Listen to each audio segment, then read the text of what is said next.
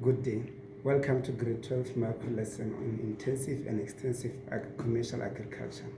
In this lesson, we'll explore the difference between the two types of agricultural practice, the characteristics, advantages, and the disadvantages of each method. By the end of this lesson, students will have a deeper understanding on how intensive and extensive commercial agriculture contribute to food supply and the impact on environment. So let's first start by looking at our intensive agriculture. So what is intensive agriculture? Intensive agriculture, it involves maximizing the yield from a piece of land through various means such as high input of labor, capital, fertilizers, pesticides, and machinery. So this method is commonly practiced in areas with high population density and limited land availability. So let's look at the characteristics of our intensive agriculture. The first one is high yield. High yield, it aims to produce maximum outputs from limited land resources. Our second one is high input. It requires significant inputs of labor, capital, and technology to maintain productivity. Our third one, which is specialization. Farmers often focus on growing high-value crops or raising high-yield livestock. So on our last characteristic of intensive farming, which is mechanization, the use of machinery and technology is prevalent to increase efficiency and productivity. Good day, grade 12 learners. Today I'll be outlining some few examples of intensive farming. Number one of these examples is greenhouse farming.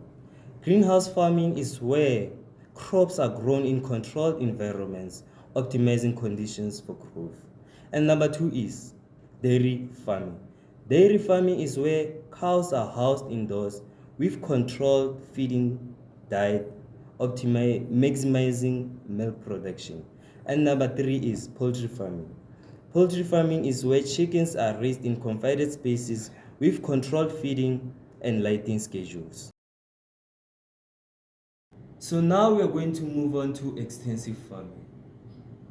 I think most of you are asking yourself what is meant by extensive farming. Extensive farming is farming vast areas of land with minimal input and low intensity of labor. So this method is practiced in areas with ample land availability and lower population density.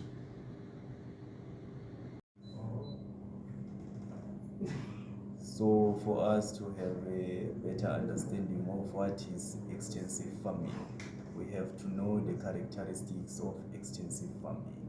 So number one, we have low yield, which aims to utilize large area and result in less output. Number two, we have low input, which requires less labor, less capital, and less use of technology. And lastly, we have diversification, which farmers may cultivate multiple agricultural crops and mixed agricultural practices. So now let's look into examples of extensive farming.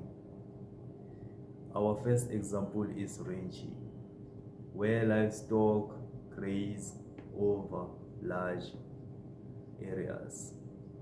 Our second example is pastoral nomadism, where herders move their livestock into large areas of grazing, searching of pasture and water.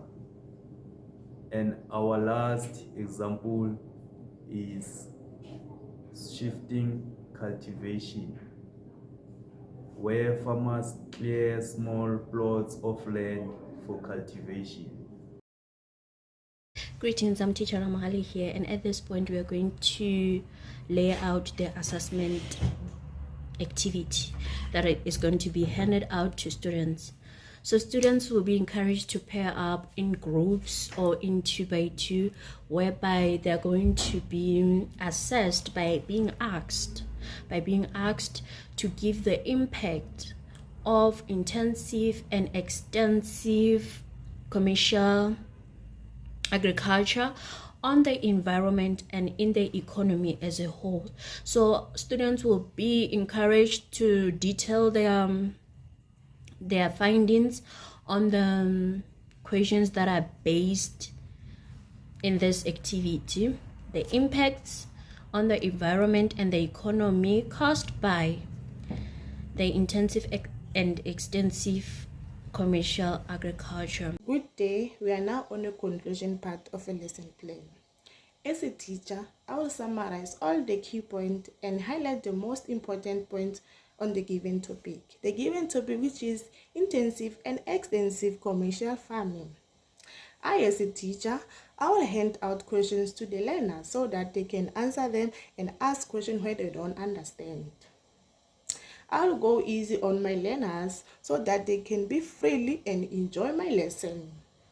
Thank you. I hope you enjoyed today's lesson. See you on the next lesson. Bye.